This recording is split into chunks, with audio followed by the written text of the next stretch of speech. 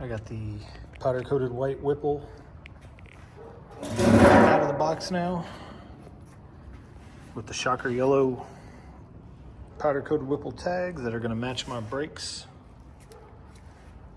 So now I'm going to start assembling out the fuel rails. If you look here, that's going to be, this one's for the driver's side. This one's for the passenger side, is all it has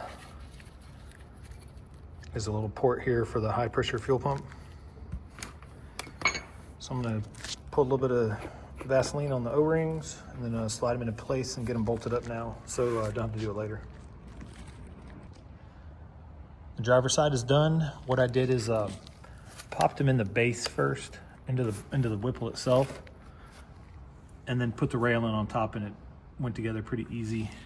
And then just slightly pick up on the rail just a little bit and the bolts go in. Get you a little bit of a blue Loctite for the threads so nothing backs out down the road. I'm gonna do the passenger side now.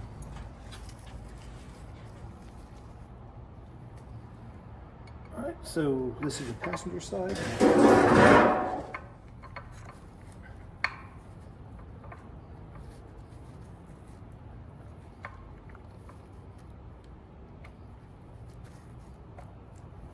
Sure you got the O-rings nice and lubed up. You can tell I already have the Loctite on these.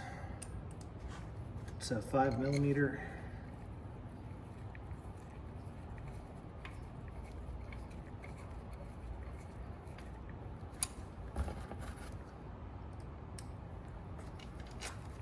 Also, I'm not using the little spacer cups on the bottom, just the top ones with the ID 1050X injectors.